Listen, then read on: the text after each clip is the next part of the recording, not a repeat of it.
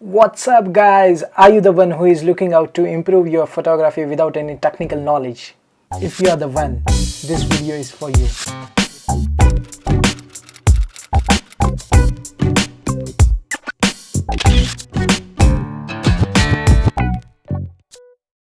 Hi guys, my name is Prathamesh and welcome to your own channel named Shoot Travel Talk with Prathamesh. Yes, today's topic is going to be very interesting. It's going to change the world of photographers, travelers and photography enthusiasts. So if you are one of those who is having a camera in their pocket, this video is for you. I'm going to change your photography from today itself.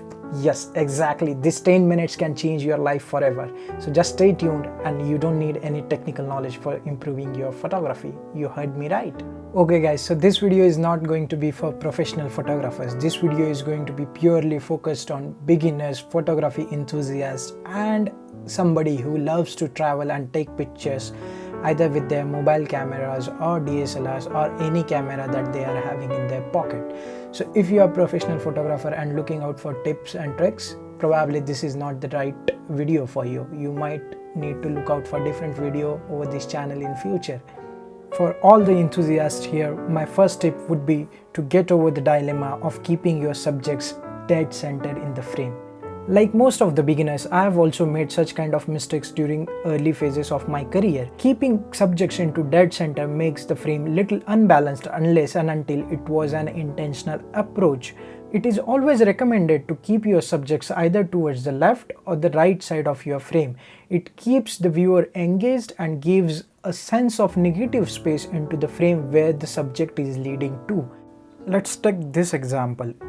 In this picture, this pretty girl is framed exactly at the center. However, it is not giving enough breathing space to subject. So if we just pull the frame towards the right and keep the subject onto the left side of the frame, it gives an idea what is exactly happening into the scene and makes the scene more pleasing. Here is another example where subjects are exactly into the dead center. Personally, I would try to keep subjects towards the right side and frame image such that I would be able to find out some complementing elements from left side as well. Just like this. So I hope now that you have got an idea from the samples of why not to keep your subjects into dead center. Note that I have shown the framing of the pictures into the editing software, but you are recommended to keep such kind of framings while clicking your pictures itself. Tip number 2 would be to ask you to keep your horizons dead straight, not tilted like this or like this. Always keep horizon straight. Tilted horizons are more dominant while clicking landscape pictures. Hence, while clicking any landscape pictures, you have to give more focus on keeping your phone or camera dead straight towards the horizon. And don't worry if you ruin your horizons while clicking your pictures, you can always edit it later on into your post-production software and you don't need to be very fancy with that. You can edit it into your mobile phones as well. Tip number 3 is to avoid distracting elements into your frame. Do not include too much elements into your frame. Avoid anything which will take viewers' attention away from your subject. Do not include anybody who is coming into your picture and who is not required to be part of that picture. It's as simple as that. Keep your frame as simple as possible, only related to the subject and add couple of complementing elements. That's it and you're good to go. My next tip is to learn to see light. Yes, you heard me right. You have to see the light the way your camera equipment sees it. There is a huge difference in the way human eyes sees any object and the camera sees the similar object into any kind of lighting conditions. So what I mean about learn to see light is basically you have to find out from which angle the light is coming in and where it is falling on your subject. It's as simple as that. You don't have to be much technical about it, but you have to understand these concepts. I would recommend you to at least try to shoot your subjects either early morning or late evenings. These kind of lights are considered as a soft lights and most of the professional photographers, especially the landscape photographers, use these lights to find dreamy effect or moody effect into their pictures. So I am sharing you one of the secrets of photography is to learn to see the light. And this is not only for the landscape photographers for that matters. Just because I've said it, the same concept can be applied to any kind of genres into the photography. Actually, all the great photographers are good in understanding great lighting. So if you really want to improve your photography, the first thing that you should be focusing on is to learn to see the light without even picking your camera. I hope you will get it as soon as possible, and this will improve your photography to the next level for sure. Right, so my next tip is for all the travel photographers and travel photography enthusiasts. Yes, I know you are excited, but it's really important for you to understand this one. As a travel photographer, you don't have to be tourist. There is a huge difference in traveler and tourist. Yes, so if you want to be a travel photographer, you have to learn to wake up early during your travel tours. Yes, I know it's your vacation and you just want to enjoy your photography with the vacation, but if you really want to improve your photography to the next level, considering our previous tip, it's really important for you to wake up early and use the light effectively. Waking up early will also help you to explore more places and also explore those places with less of crowd. Afternoon lights are always considered as a harsh light.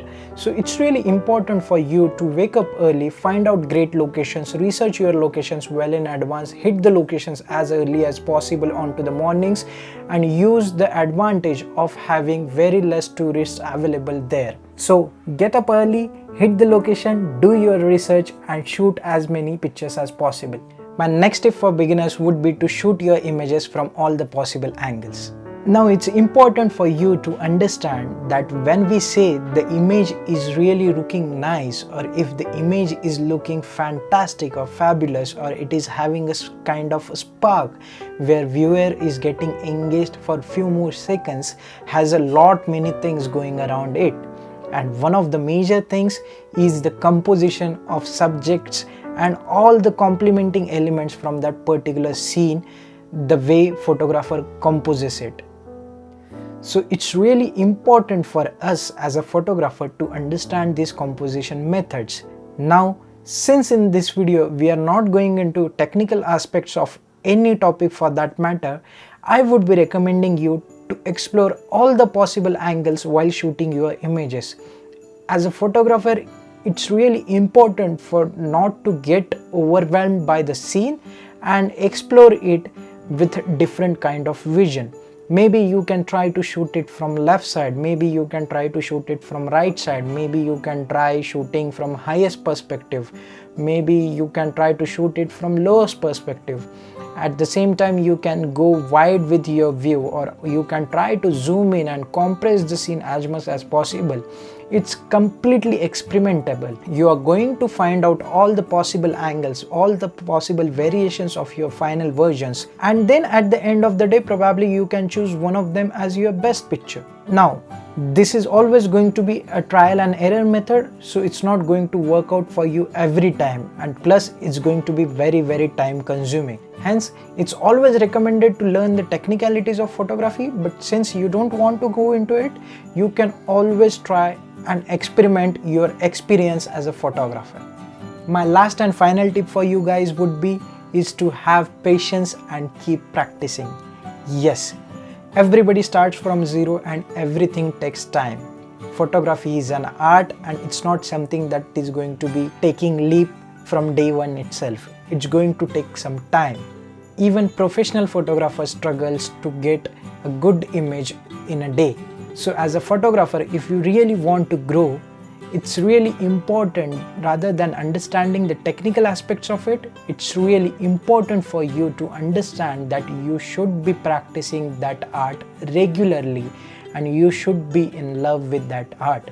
You should be having patience while clicking pictures, you should be very experimental, you should be creative as much as possible, and you should be ready to learn new crafts, new visions.